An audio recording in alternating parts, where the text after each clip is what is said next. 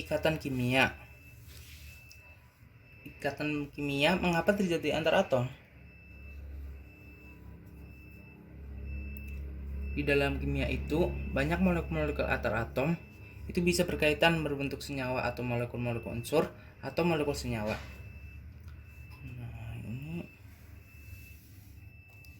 ikatan itu terjadi karena keinginan dari atom-atom itu untuk mencapai oktet atau kestabilan seperti unsur gas mulia.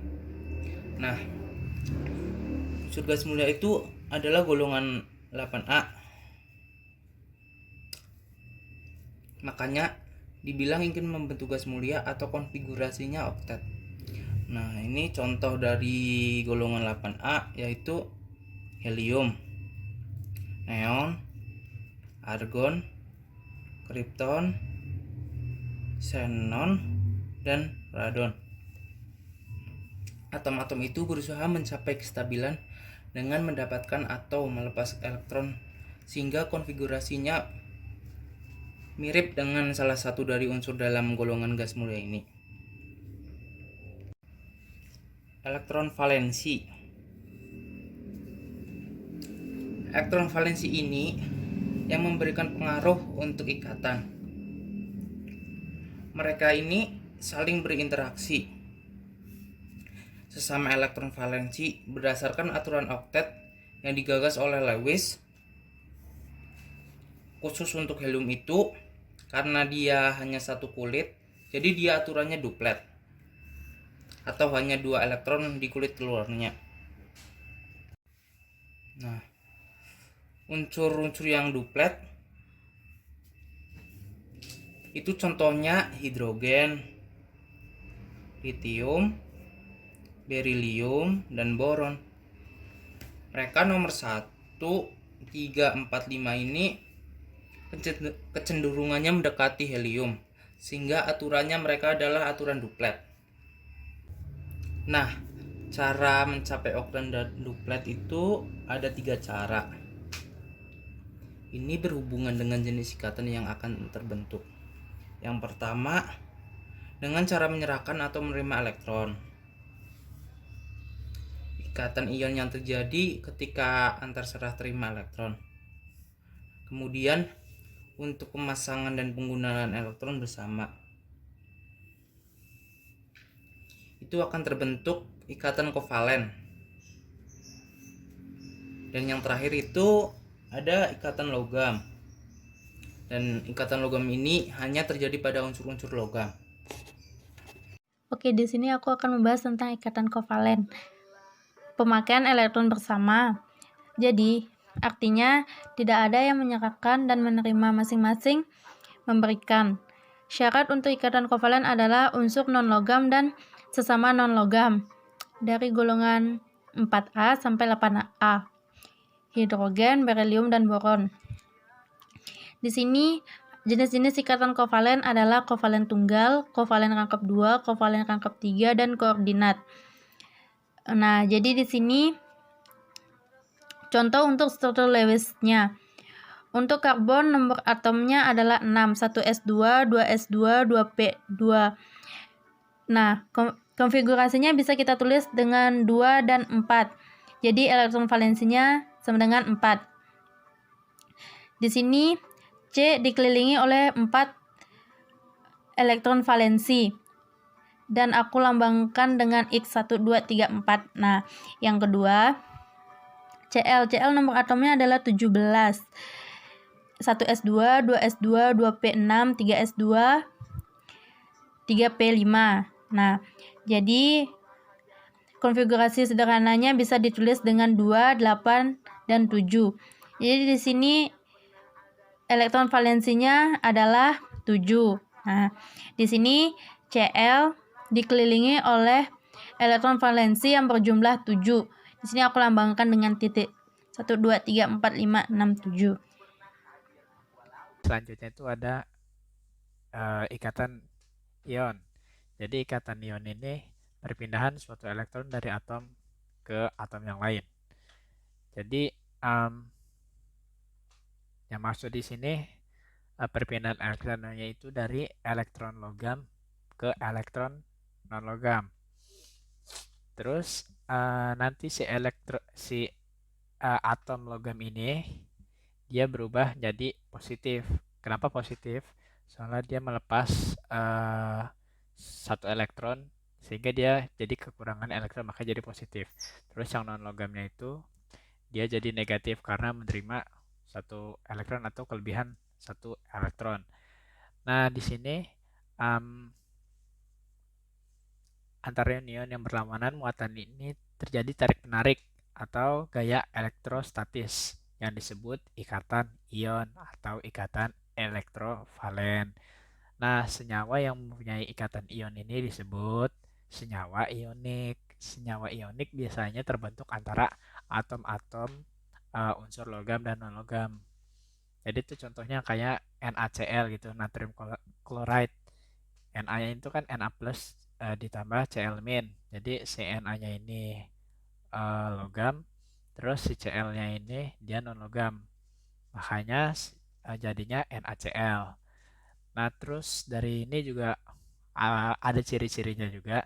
Ciri-cirinya itu biasanya tuh kalau yang logam selalu kehilangan elektron dan si non logamnya yang menerima elektron. Nah, terus yang kedua itu dia ada apa namanya senyawanya itu pertamanya dia logam baru non logam. Jadi kayak tadi NaCl logam dulu baru non logam. Kayak MgCl2 kan magnesium baru klorida. Nah, terus habis itu dia ini mudah larut dalam air gitu. Terus ada juga senyawa ion dilarutkan dalam pelarut untuk membentuk larutan homogen. Nah, di sini maksudnya itu nanti dia bakal dapat menghantarkan listrik. Terus yang terakhir itu dia titik lelehnya lebih tinggi. Nah, di sini kovalen tunggal. Kovalen tunggal pemakaian bersama satu elektron. Contohnya contoh Cl4. Jadi di sini C nomor atomnya 6, elektron valensinya 4. Cl nomor atomnya 17, elektron valensinya 7. Nah, gimana caranya ini biar stabil jadi 8, yaitu oktet, ya kan? Nah, untuk menjadi stabil C itu dibutuhkan 4 elektron. Sedangkan Cl dibutuhkan 1 elektron. Nah, kebutuhannya itu harus sama. Jadi kita di sini Cl-nya dikali 4 agar sesuai dengan molekul yang kita akan buat, yaitu CCl4. Nah, di sini. Nah, atom pusatnya itu yang jumlahnya lebih sedikit atau yang kebutuhannya lebih banyak. Di sini yang kebutuhannya lebih banyak yaitu CL4. Nih di Cl. Nah, elektron valensi dari C ada 4 nih, 1, 2, 3, 4. Sedangkan Cl elektron valensinya ada 7. 1, 2, 3, 4, 5, 6, 7. Nah, ini juga sama, kanan kiri atas bawah.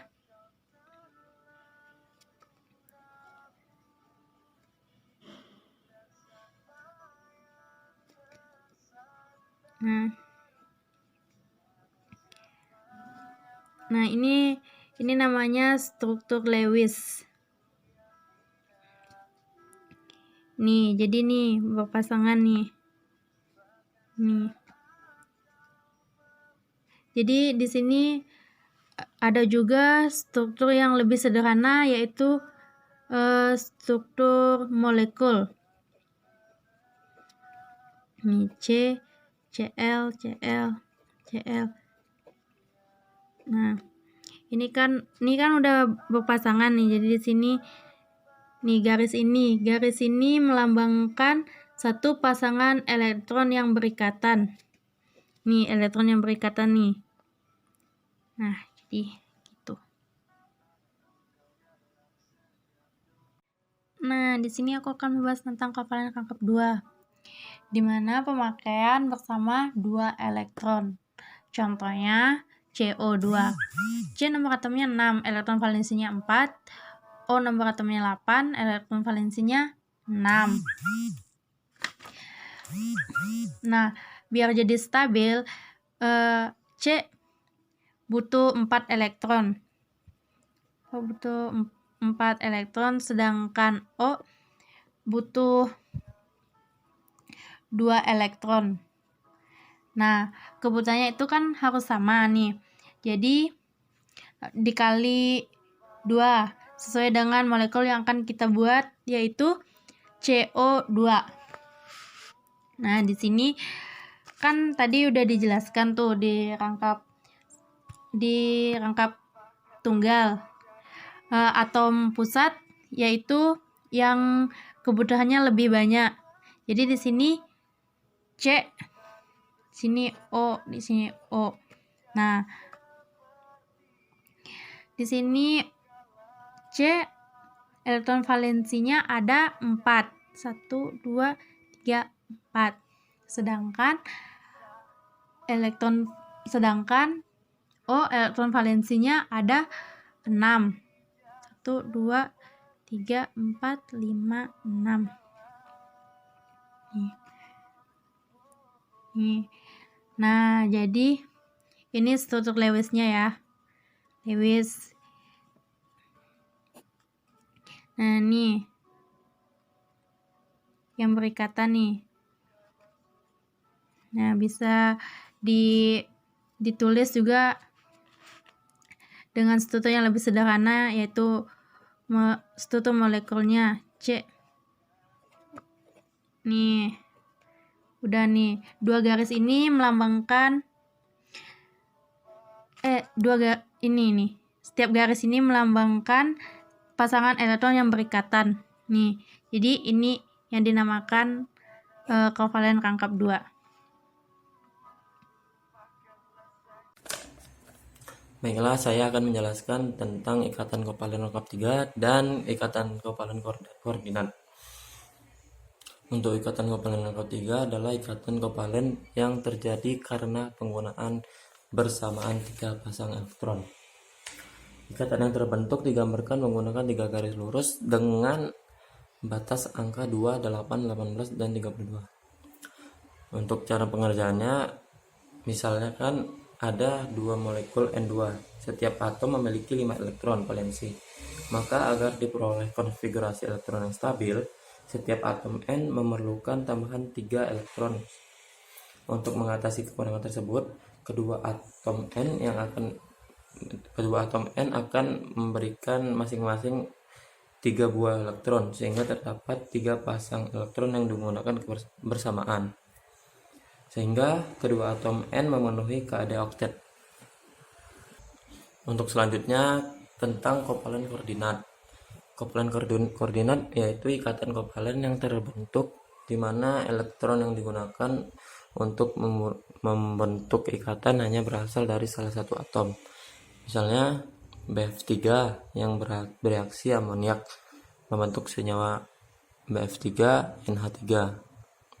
Reaksi antara BF3 merupakan reaksi adisi.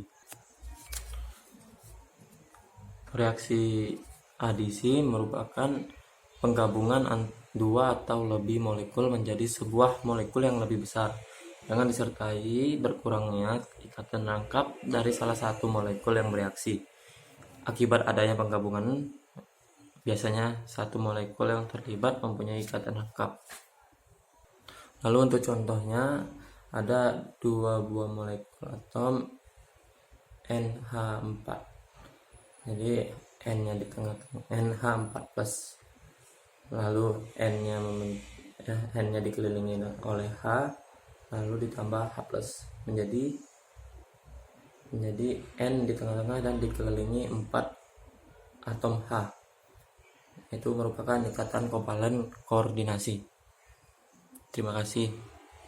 Oke, jadi selanjutnya yaitu struktur Lewis atau bisa disebut juga dengan struktur dot struktur. Jadi tujuan dari struktur Lewis ini adalah untuk mengidentifikasi elektron yang tidak memiliki ikatan dan juga menentukan formasi ikatan kimia dari senyawa tersebut. Langsung saja ke contoh soal saja, yaitu silikon tetrafluorine. Jadi tahap pertama adalah cari total elektron valensi. Jadi maksud dari cara nomor 1 ini adalah kita mencari total elektron valensi dari senyawa tersebut. Silikon memiliki 4 elektron valensi dan fluorine memiliki 7 elektron valensi. Namun di sini fluorine memiliki jumlah 4 mol. Jadi kita kalikan 4 saja sehingga berjumlah 28 elektron. Dan total elektrovalensi ini berjumlah 32 elektron. Oke, selanjutnya yaitu adalah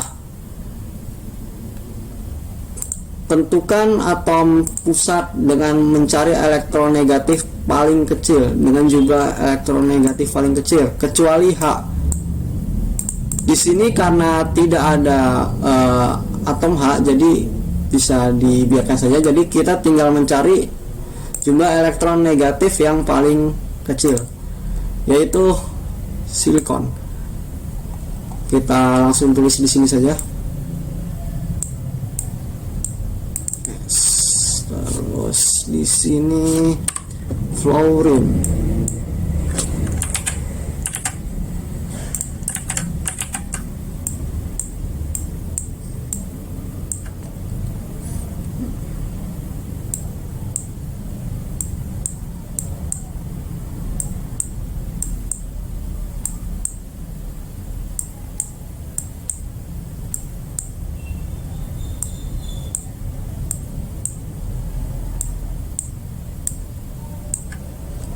Oke, selanjutnya adalah mencari hitung sisa elektron yang belum terikat dengan pusat, yaitu total elektron senyawa ini ya dikurangi dengan total elektron yang terikat dengan atom pusat. Perlu diketahui bahwa ikatan yang terikat dengan atom pusat itu sebesar 2 elektron.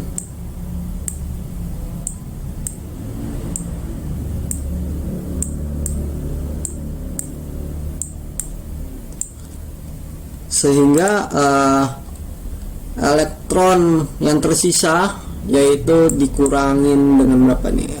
1, 2, 3, 4 2 kali 4 berarti 8 elektron yang bersisa, yaitu sekitar 24 ya 24 elektron. Nah, selanjutnya adalah kita menghitung sisa elektron udah dan isi sisa elektron tersebut.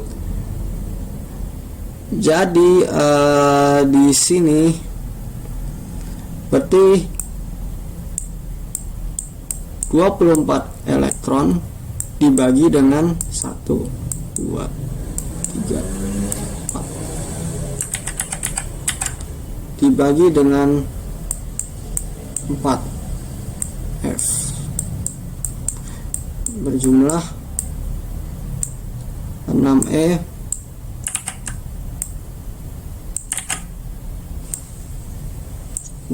per 1 jumlah atom, jumlah mol 1 mol fluorine. Jadi selanjutnya langsung diisi saja jumlah elektron ke fluorinnya, ya ini 1 1, 2, 3, 4, 5, 6. Di sini juga sama. 1, 2, 3, 4, 5, 6, 1.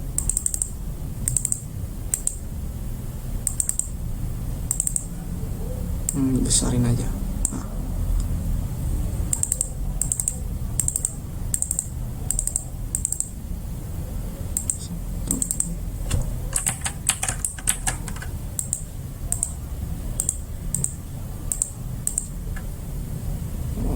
Sebentar.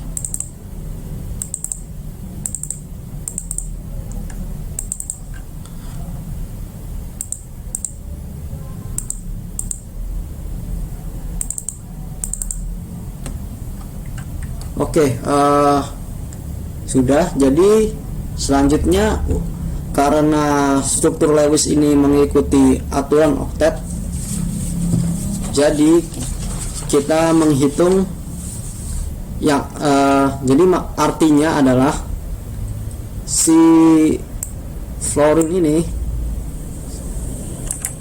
jumlah elektronnya harus berjumlah 8. Kita cek ini 1, 2, 3, 4, 5, 6 tambah ini berarti totalnya di sini 8. Di sini juga sama.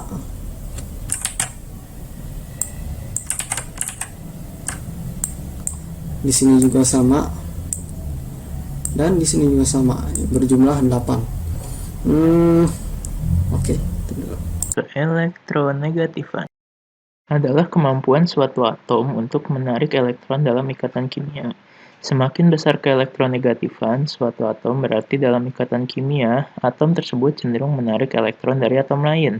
Seperti yang dapat dilihat dari gambar tersebut, jika dua atom mengalami ikatan kimia, kedua atom tersebut akan berbagi elektron, sehingga jumlah elektron di kedua atom setara. Dalam suatu golongan yang sama, keelektronegatifan unsur dari atas ke bawah semakin berkurang. Ketika jumlah kulit bertambah, maka kemampuan inti untuk menarik elektron menjadi lemah. Akibatnya, keelektronegatifan unsur semakin lemah. Dalam satu periode yang sama, keelektronegatifan unsur dari kiri ke kanan cenderung naik.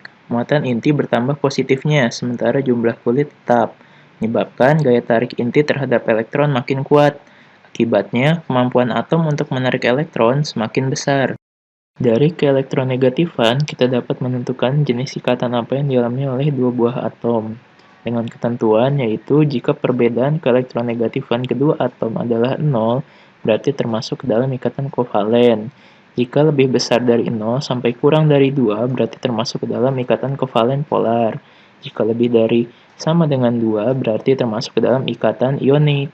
Berikut adalah contohnya. Untuk mengetahui termasuk ikatan apakah HCl, maka diperlukan nilai keelektronegatifan kedua unsur yang membentuk senyawa tersebut. Atom H memiliki nilai keelektronegatifan 2,2 dan atom Cl memiliki nilai keelektronegatifan 3,0. Didapatkan perbedaannya adalah 0,8. Berdasarkan yang dijelaskan sebelumnya, jika perbedaannya di antara 0 dan 2, maka termasuk ikatan kovalen polar. Begitu juga cara yang sama untuk NaCl dan H3PO. Ya, dari sini saya akan menjelaskan tentang penentuan kalau reaksi.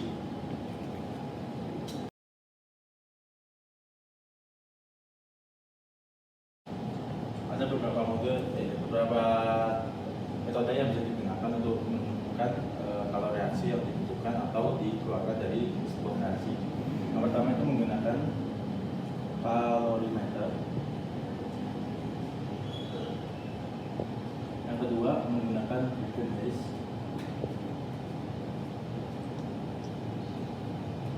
Dan yang ketiga adalah energi ikatan rata-rata.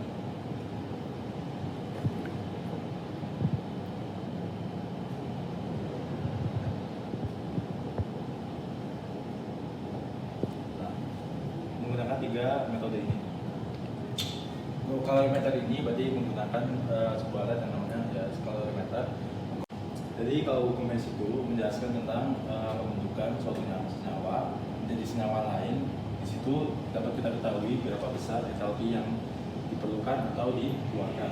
Sementara untuk ikatan rata-rata ini biasanya terjadi pada senyawa-senyawa yang berikatan dari pemutusan dan pengikatan kembali ikatan-ikatan. Sama dengan C kali delta T. C yang ini seperti biasa itu menggunakan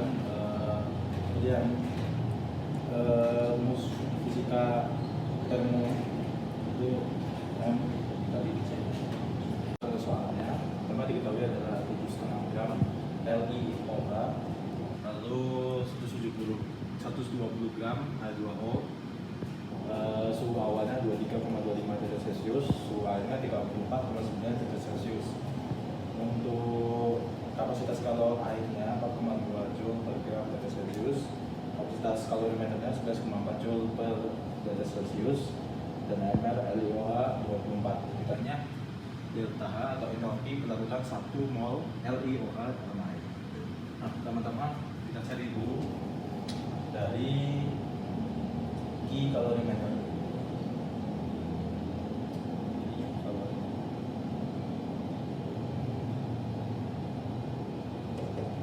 Di sini berarti menggunakan kapasitas kalorimeter dikali dengan cc suhu awal dengan suhu akhir.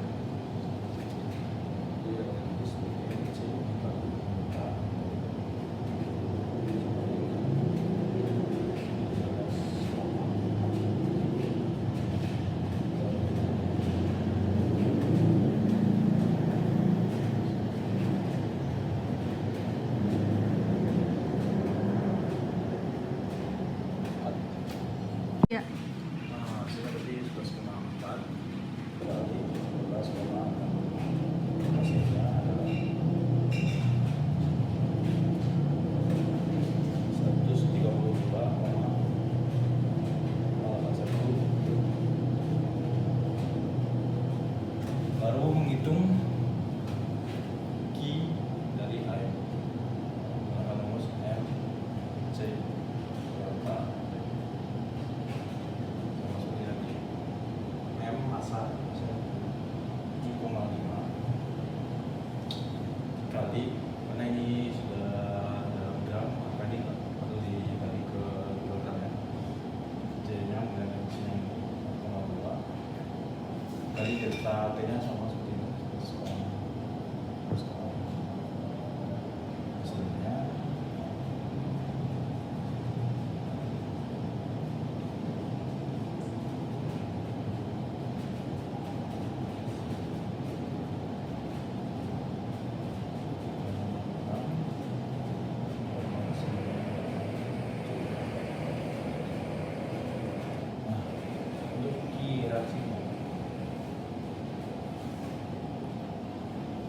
sama. Kita dulu delta T dengan M-nya dari OH ditambah dengan H2O. Berarti 120 ditambah 5 kali 4,5 kali 11,6 dan 127,5 kali 4,5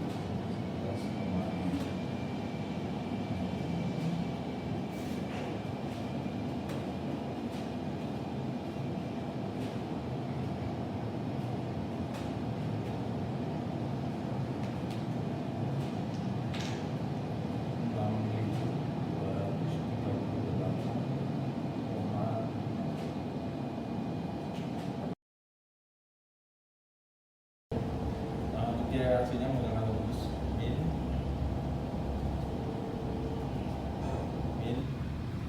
Q air ditambah Q kalori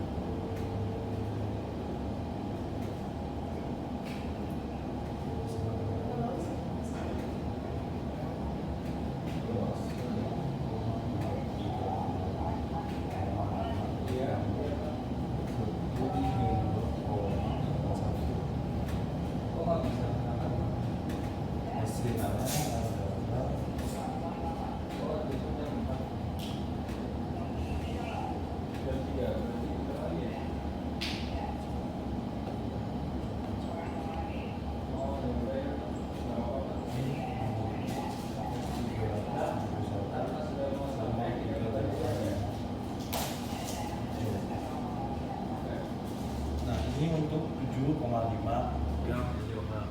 Dimana ini berarti belum 1 mol. Nah, untuk cari 1 molnya, maka kita bagi dengan mol.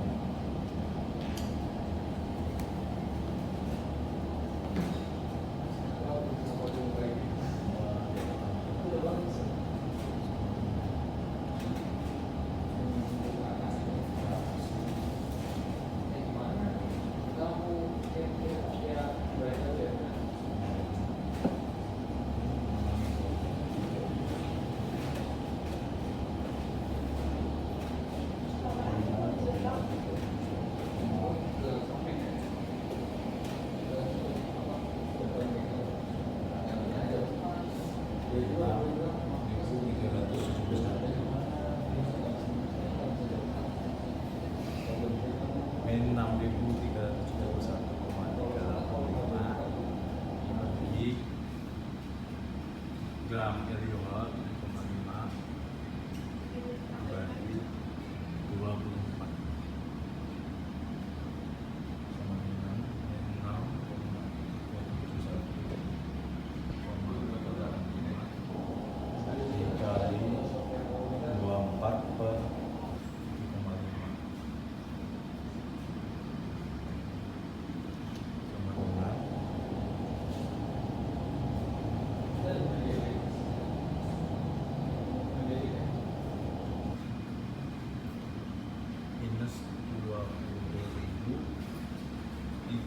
399,7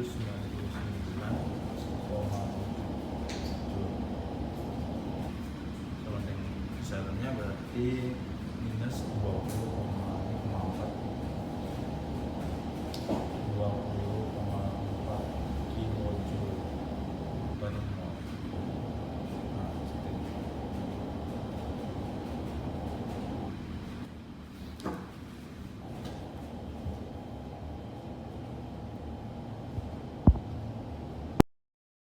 Nah, untuk hukum S ini menggunakan data-data yang sudah didapatkan seperti yang tadi kita dapatkan di yang metode yang pertama tadi menggunakan kalorimeter. Nah, di sini untuk reaksi-reaksi yang lebih sulit, lebih kompleks. Nah, untuk persamaannya ada seperti ini, misalnya dari A ditambah B jadi C. Ini datarannya misalnya kita dari plus 10 joule, lalu dari C ini C ditambah dengan D menghasilkan D. Nah, datarannya misalnya kita kasih 15 joule. Nah, misalnya di sini ada dari A ditambahkan dengan direaksikan dengan B, lalu akan menghasilkan C dengan entalpi yang dibutuhkan yaitu 10 joule. Dan untuk dari C ini kita tambahkan lagi dengan B lagi, akan menghasilkan E dengan entalpi 15 joule. Nah, di sini berarti bisa kita simpulkan bahwa A ditambah B dia menjadi E itu entalpinya adalah 25. Nah, kira-kira seperti itu. Nah, bagaimana kita coba dengan senyawa yang asli ya. Misalnya aja pembentukan CO2 dari atom C, atom karbon dan atom oksigen. Pertama itu atom C ditambah dengan atom O menjadi CO. Lalu dari CO ini, karena ini di atom kita 2, tapi sini jadi setengah. Nah, lalu dari CO ini bisa direaksikan lagi CO tambah setengah jadi CO. Nah, sini gantangannya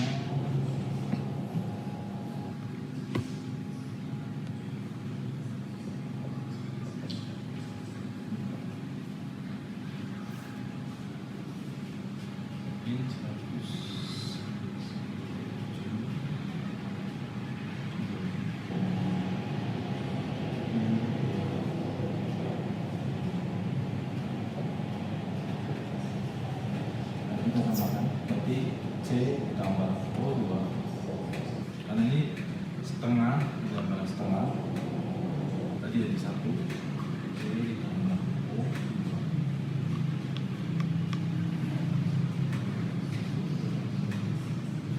menjadi CO2 dengan delta H min 394. Oh ya, sekarang saya revisi karena ini tadi B ditambah D lagi, berarti ini menjadi 2B.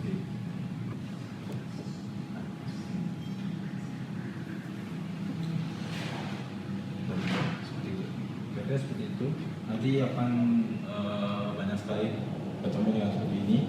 Nah, di sini juga bisa kita kalikan. Misalnya kita sini punya 2C, 2 karbon tambah 1 atom karbon diatomik menjadi CO. Ini 2, ini 2, ini 2 CO. Nah, di sini di delta-nya kita kalikan juga. Ini min 111 kilojoule, berarti kita kalikan dulu min 222 gitu. Dan juga sama aja seperti dua kali melakukan ini. Apa lagi kan? Terus buat dari 2 CO tambah dengan 1 O2 menjadi 2 CO.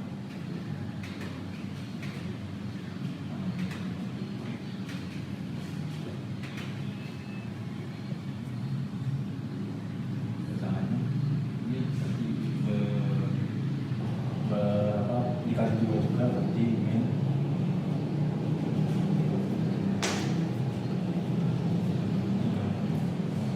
506.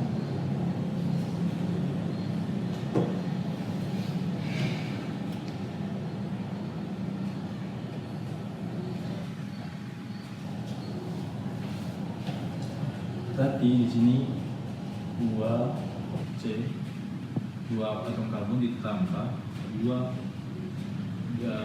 atom oksigen diatomik menjadi 2 senyawa CO2 dengan entalpi min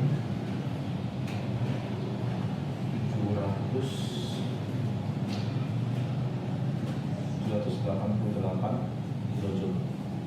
Nah, artinya apa kalau kita kalikan? Itu juga entalpinya kita kalikan. Kalau misalnya awalnya yang kita ketahui adalah 2 kalinya, terus yang kita perlukan adalah 1 kalinya, maka ini bisa dibagi 2 dan seperti itu. Ya. Nah, ini tadi kesamaan yang tadi kita kerjakan bila dibuat menjadi sebuah tabel urutan reaksi, maka akan menjadi seperti ini. Dari 2C dari O2 yang tadi kita hitung, dari 2C tambah O2 menjadi 2CO2 seperti ini.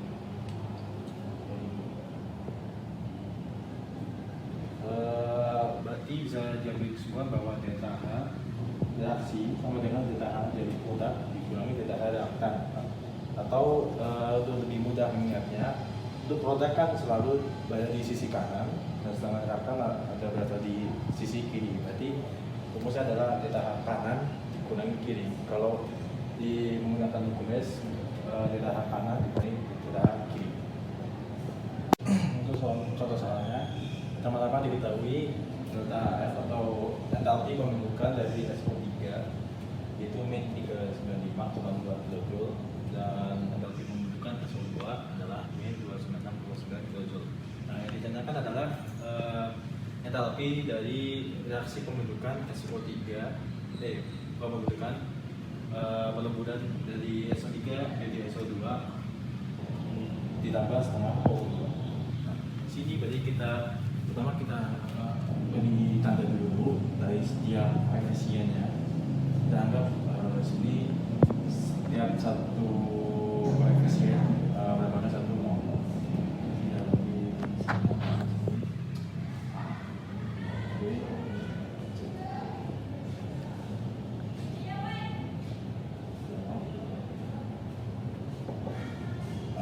Seperti yang saya tadi, program reaksi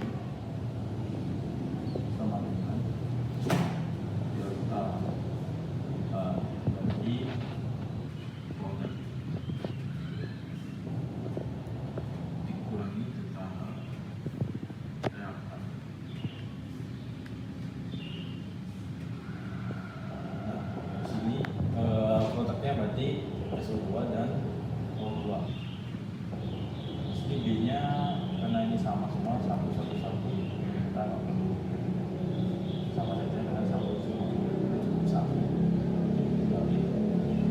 Yang diketahui ini berarti 296,9 tambah O2. Di sini karena ini tidak ada entalpi pembentukannya atau memang secara natural terbentuknya seperti ini O2, maka di sini 0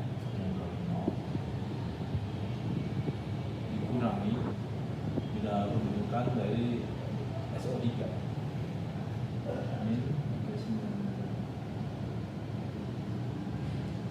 min min 39,2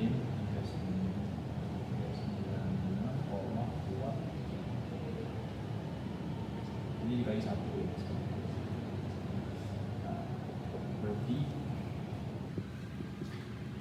ini menjadi plus 296,9 tambah 3.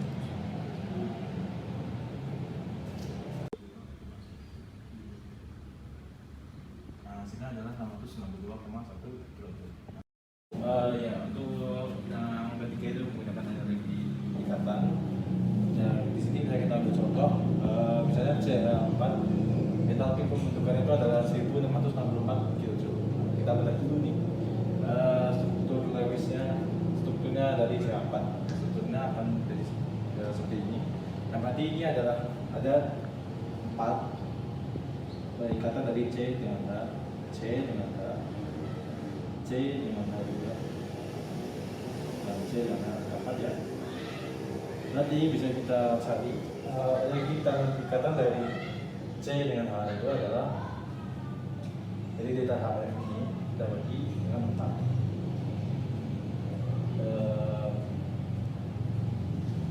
Delta H dari H C H sama dengan C minus 4 dibagi 4 sama dengan 416.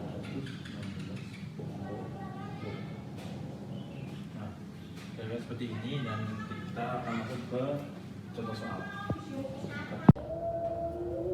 Nah, ini contoh soalnya.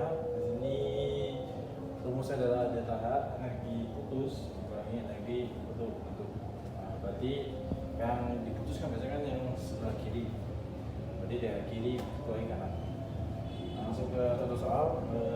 Diketahui energi ikatan C dengan H itu 413, ikatan C dengan O, ikatan rangkap 799 kJ, ikatan rangkap oksigen dan oksigen 495 kJ, ikatan dari atom O oksigen dengan atom hidrogen 463 kJ.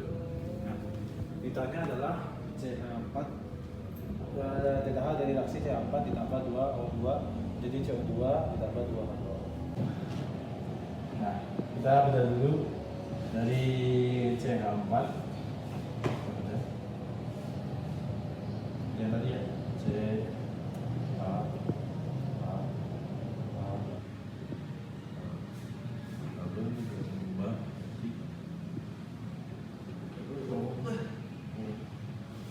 CO2 berarti C O satu H2O O.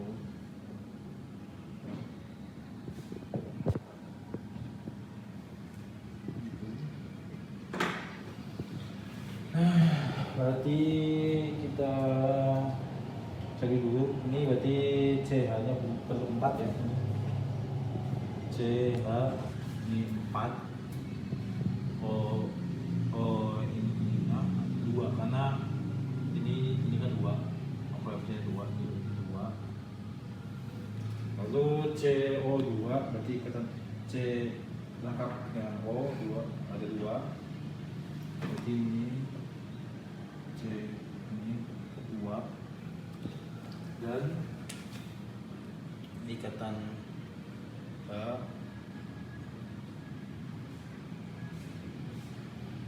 O H ini 2. Nah, kita masukin rumus.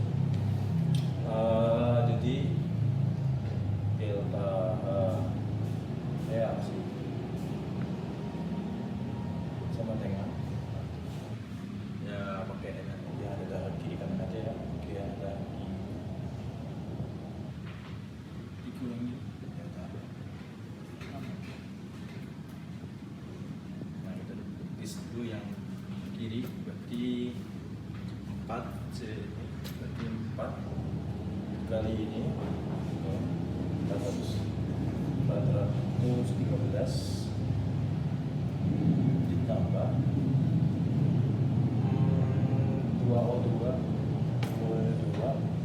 berarti 2 dikali 4 95 2 dikali 4 95 dikurangi kanan ini berarti ada 2 dikali 799 ditambah kali 2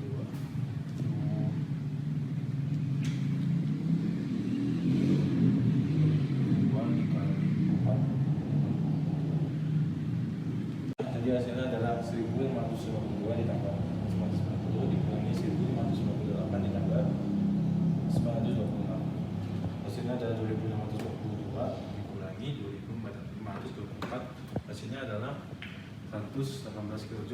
Ini positif, berarti kalau positif berarti adalah endotherm. Kalau endotherm itu berarti menyerap energi dari lingkungan dibawa ke reaksi. Untuk exotherm berarti dari reaksi itu menghasilkan panas yang akan dikeluarkan ke lingkungan, ditandai dengan delta H yang negatif. Sekian, saya terima kasih.